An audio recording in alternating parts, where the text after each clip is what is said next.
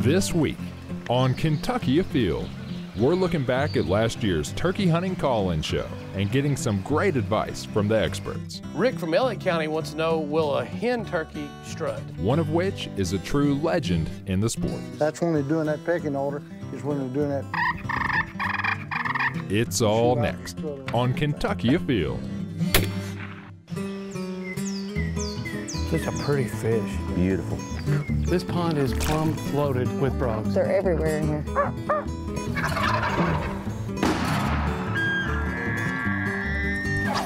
Yeah, this is a good fish right here. Really good fish. Come here, girl. Yeah, boy. That's a big rabbit. Nice job. Yes! Yes! My first musket. Mercy Leo! Yeah, look at it. It's a keeper. There it goes. Boom. Oh. Wow, that happened fast.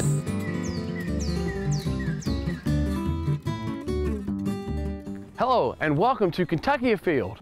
I'm your host, Chad Miles. Join us as we journey the Commonwealth in search of outdoor adventure.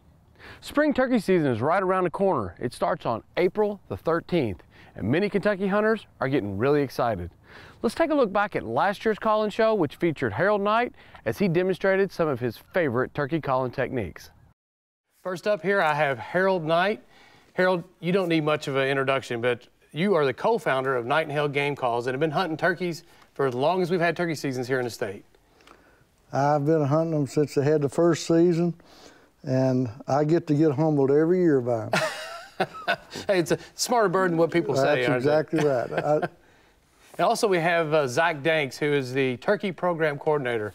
Zach, thanks for coming back and seeing us again. Glad to be back, Chad. That means turkey season's here. That's exactly right. All right, let's get started. We got Bob from Todd County. Wants to know, what is the best shotgun to get a youth hunter started in turkey hunting? I'd like to start a youth off on a 20 gauge, and I'd prefer it to be gas operated. And with a choke that's got some of the ventilation in the end that knocks some of the recoil off.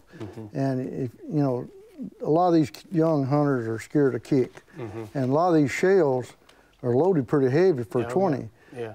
So, you know, you got to get that turkey, you know, in 30 yards, no further than 40. And most of the shells now will kill a turkey that far. And I do not like a real full choke, because, you know, just real tight, because I see a lot of these young kids missing turkeys because of the choke is so tight. At 30 yards, you know, a lot of them is like this instead of, you know, like this.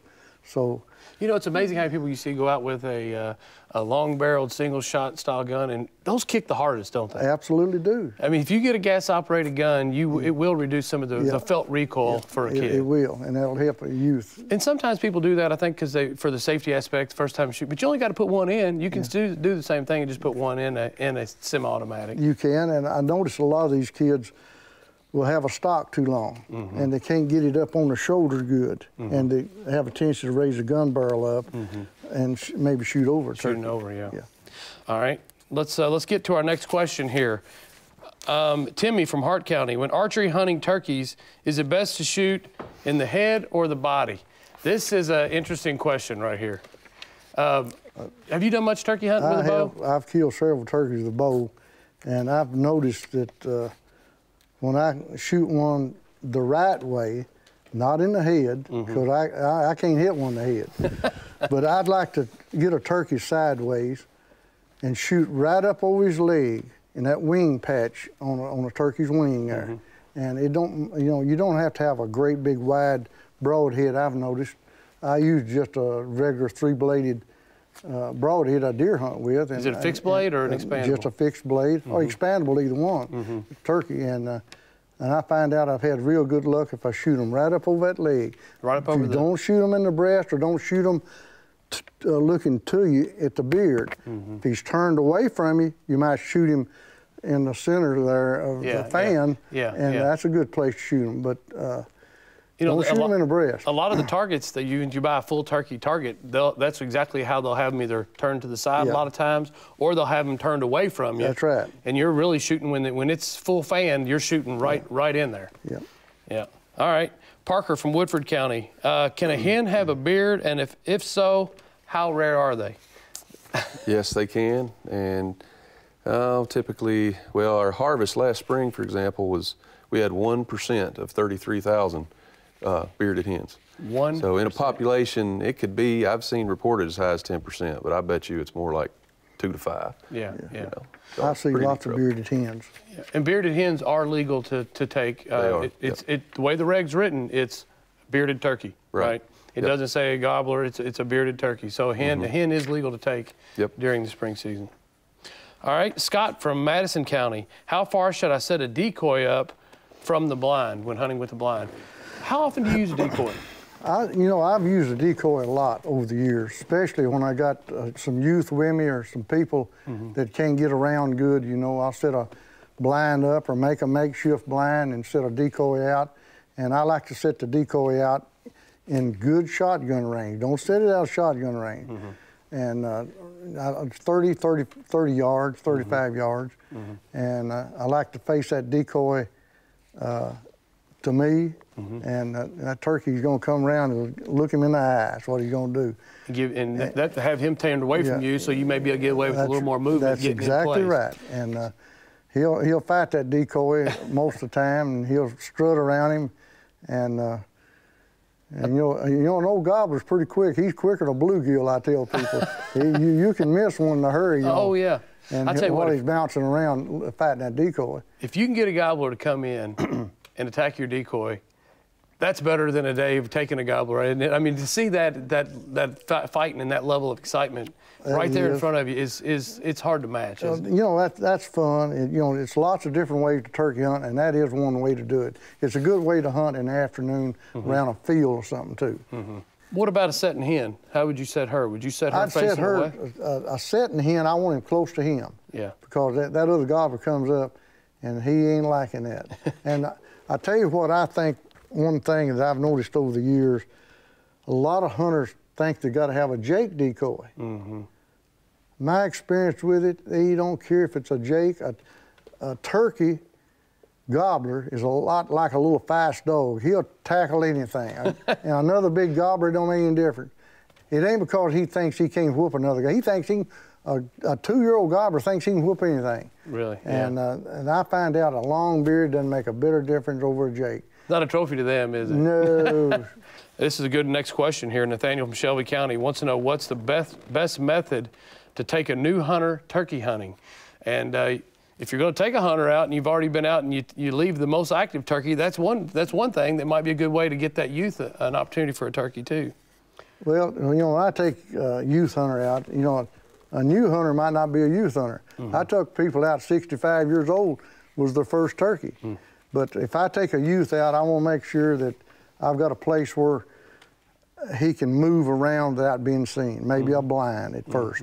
Take him something where he can drink and maybe snack on, because a lot of time it's a waiting game. And try to make him have fun. That's what I like to do, have fun with it. You don't have to keep them out there all day. Absolutely If you take a youth hunter out there and you spend an hour or two and the birds kind of quiet down on you, hey, keep that kid interested, take him in and pick another day and go out and try it again. I might pick a little call like this right here and say, hey, I'm gonna let you do the calling. You can call and let him just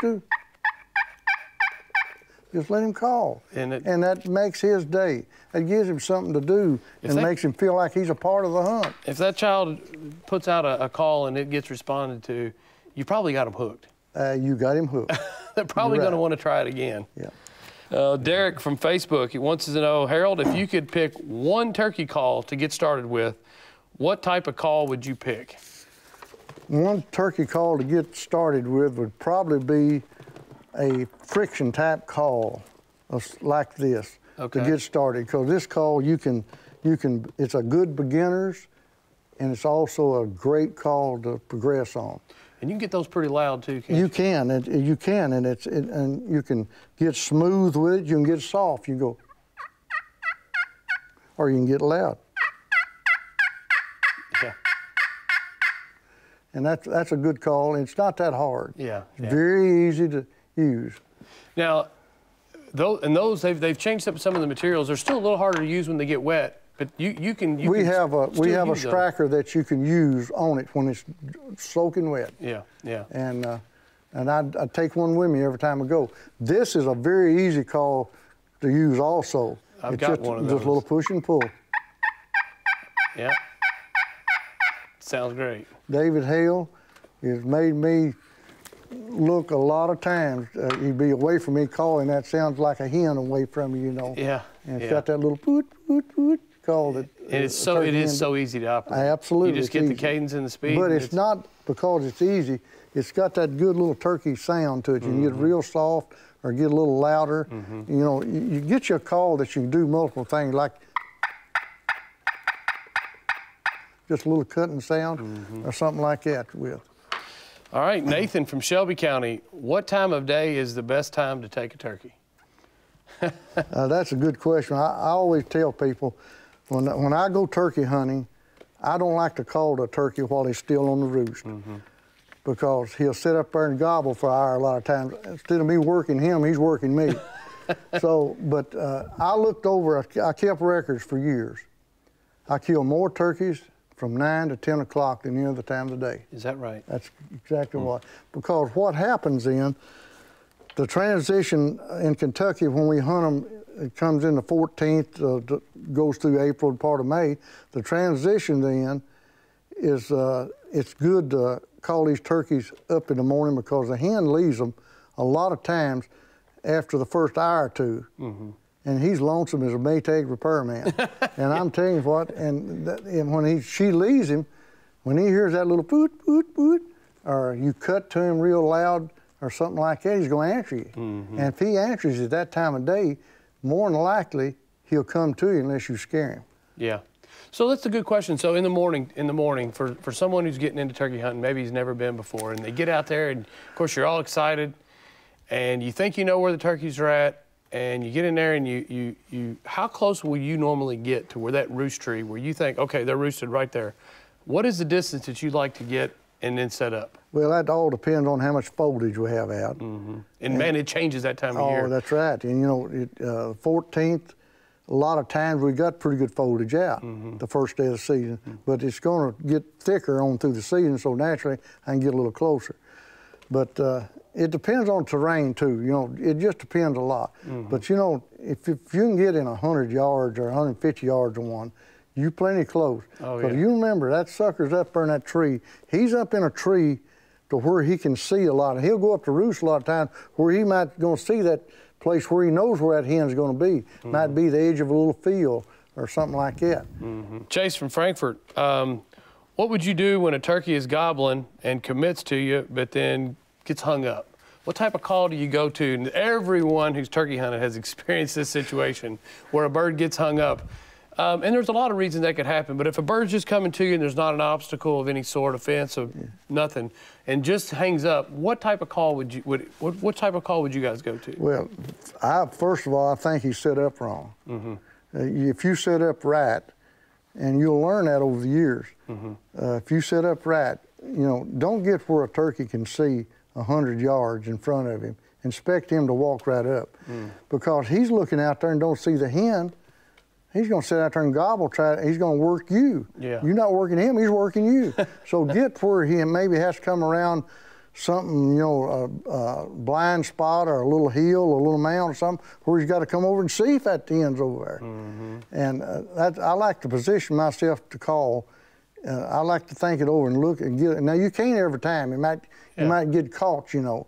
But when I can, I want to position myself to where That's really interesting how you're saying, because you're using the terrain to kind of create a way. Because one thing a turkey's really good at is when you call, they know pretty much where you're at, don't they? They're pretty good at going, okay, that's coming from over here at X amount of yards. They're pretty good at pinpointing where you're at, aren't they?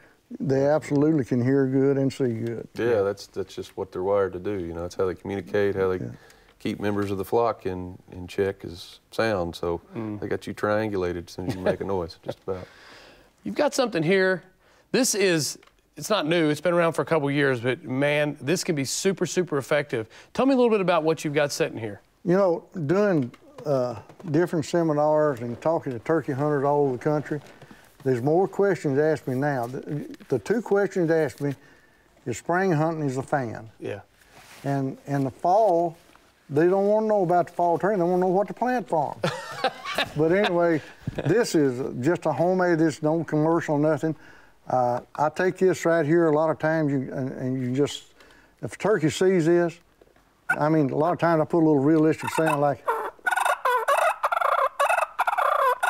So you just attached a little, I just put a call. little call on the back of it, and a lot of times I take this little stick right here, and I might want to stick it up, you know, like it right there and sit down behind it. And I always got me a little place where I can see through it there. But you can't believe how close a turkey will come to you. Now this is called reaping.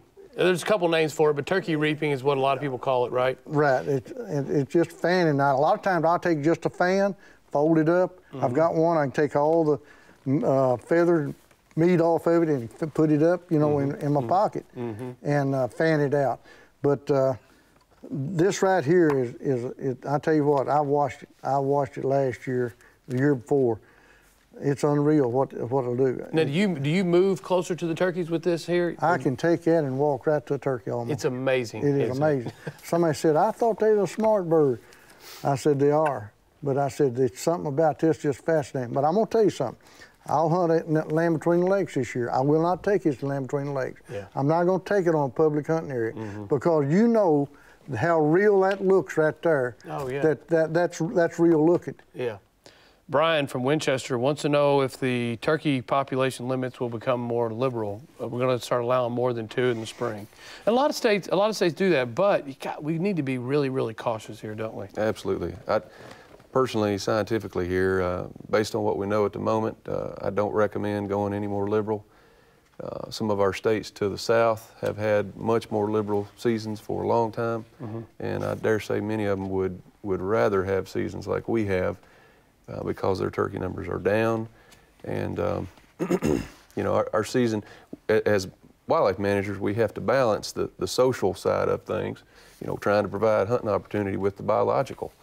And the fact is, George Wright set us on the right course years ago, and we, you know, as soon as we were able to get a 2-bird limit, we think that's probably where we need to be because we are seeing declines in some other states close to us. Tennessee's starting to And they have a 4-bird spring. They have 4-bird and a lot longer season, a lot too. longer, too. Season, yeah. So, Their season comes in next Saturday. It comes in at the first every single year, doesn't it? That's April 1st? exactly right. but they don't kill any more birds than That's us right. with I twice the started saying season, Kentucky. twice the bag limit.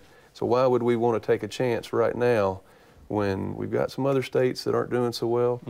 We just want to be we want quality experiences, and you can get that here. You know, it's taken a lot of time and energy and a whole lot of people to get the turkey population to really where it's at right now. And it's not a situation where you want opportunities, you want more days in the field, but to take another bird per year to risk kind of what we've got going on is just not worth it. Let's get back to some questions here. We got Lori, it's a Facebook question. She wants to know about the taste of wild turkeys. She wants to know if it tastes the same as farm-raised turkeys. Who wants to take that? I can tell the lady 2 recipes, and I've eaten lots of dozens of them. Put it in an Italian dressing for a few hours and then grill it. Grill it, okay. Wild turkey breast, if you take all those tendons out, which is not a lot of them, if you prepare it, it's tender and it is absolutely delicious. But my favorite way is southern fried with flour, pepper, and salt on it. Yeah, well, you can't In a beat skillet, orange skillet. But you know Kentucky what? Colonel flour. For right. almost every single wild game species, the number one thing that people do that ruins it or makes it not as tasty is overcook. You overcook a turkey and it won't be that good. Same thing with venison. People tend to want to overcook it, and you need to cook wild game a little less than you would a normal duck, breast, and that's right, you're right. That's a main thing there. All right, we've got, looks like Kurt from Harrison County. How well can turkeys see in the dark? Tell me a little bit about how turkeys see in the dark. We were talking about how close to get to set up, and how good can a turkey see in the dark? I don't think they can see that well, but they could, if there's enough movement, they can definitely detect it. But you know, their whole biology is geared towards daytime. Okay. So Once That's why they get up in that tree. Yeah, because that's their protection. You don't have to see. They get away from some predator. Yeah, and the only time they're not roosting in trees typically is when that hen has advanced in the incubation, the latter half of the 28-day incubation. She's invested her time and energy in that nest, so she's going to stay there all day. If you have any law enforcement questions, give us a call in our office. It's 1-800-858-1549, and you can ask any of those questions. Also, the guides are out. There's a great resource to answer just about any question you need to know about hunting turkeys. But if you do have something more specific, and we can't get to that tonight, you want to make sure you give the Department of Fish and Wildlife a call, and they'll be able to answer that for you. We got a lot of questions about CallIn. You know, we normally don't get a ton of questions about CallIn, but we brought you in today, and we're getting a bunch of questions on CallIn. We've got a question here from Roger from Marion County. Wants to know about using a gobbler call. When is the time to use it, or do you often use a gobbler call? I use a gobbler call some. You know, again, I'm gonna watch where I use it, but I've had good luck at times with gobbler call, and it's not my first choice call, but it is a call that I do use some. So, what time of year would you use a gobbler call? In what situation would you go to that? I've used it using a fight and purr call. You know, something where giving a little. Like turkeys are fighting, you know, and then gobble with it something. Okay. And, you know, a lot of times a gobble call is different from what you think. It might be a real loud call, or it might be a call that's fairly soft, you know, something that you can gobble with, you know, like a jake gobble. You know, a jake gobble is, he'll go, you know, something like, you know, something like that, do that with it. That's pretty impressive. You gobble that but anyway, call. Just something like that, you know, you do. And that's a gobble, but he's probably thinking of loud, booming gobble, and I do that also. But try to sound like that young turkey a lot of times, and especially that fighting sound like that. And I've had turkeys come in to me using both of them. Okay. This is the best time, if you got to commute back and forth to work somewhere, put that call in your vehicle, especially if you're a mouth call. There's not a better time to drive up and down the road. That's exactly especially when you're by yourself, you won't drive everybody crazy. But I know the three of us, we've all had times where you're driving up down the highway. Put that call in your mouth and give it a blow or two when you're running up and down the highway. That's probably the best time to do it. Practice, practice, practice. Absolutely. Rick from Elliott County wants to know, will a hen turkey strut? We have very watched capable. I've watched hen turkeys over the years. I hadn't heard them drum, you know, like a old guy. I've heard them fluff up and strut around, put their head down. You know, especially in that pecking order time. That's right. In the Exactly fall, right. you know, that's when they're doing that pecking order. Is when they're doing that. And she loves to strut around and do things. Yeah. Jonathan from Marshall County, he wants to know how important good camouflage is when turkey hunting. He wants to know if he could still use his Army-style camo. Absolutely. Yeah. When I first started turkey hunting, there wasn't no such thing as camouflage. And the main thing is to be still. Now, blend in with your surroundings. And camouflage does help, absolutely does help. But being still. I still like wearing my dad's hand-me-down, some of the first real tree or woodland camo. I still like doing that. Got a question here about what's the chance of a future spring archery season only? You know, a lot of people kind of want, the archers always want their own season, so has that ever been thought about or considered? Yeah, it has. I got some comments on that before. I mean, it's possible it could, but you have full opportunity now to use a bow, and you know, I encourage people to do it. It's really fun. It's really challenging, especially with a partner. If you're able to partner up and have that guy calling, it's a good time to try that two-man It's a lot of fun to do that, isn't it? Yeah, honestly, simplicity is sometimes the best path, and we've got a very simple, consistent season, and I personally prefer at this point to keep things like it is. You know, it's an interesting thing. When we're filming, a blind is obviously the best way for us to do that, but for me personally, the run and gun is the most fun. Well, absolutely, it is. The run and gun is super exciting. If you're by yourself, that's what you're going to do. But when you hunt with other people that don't know how to sit still, don't know how to go through the woods, you know, the blind does help a lot. Let me tell something about the archery. To be a good archery hunter, you need to kill a few turkeys with a shotgun, learn how to hunt. Oh, yeah. Don't start off with that bow and arrow. That's yeah, right. That's absolutely right. I'll tell you what, we've had a great show tonight. This show could go on for 3, 4, 5 hours. We could really go on. I appreciate you coming in here and sharing your wealth of knowledge. I appreciate you, Zach. This year, our spring turkey season starts on April the 13th. And our spring turkey call-in show will be on March the 23rd. Get your questions ready. And remember, hunting and fishing on private property is a privilege. Always ask permission and thank the landowner. Until next week, I'm your host, Chad Miles, and I hope to see you in the woods or on the water.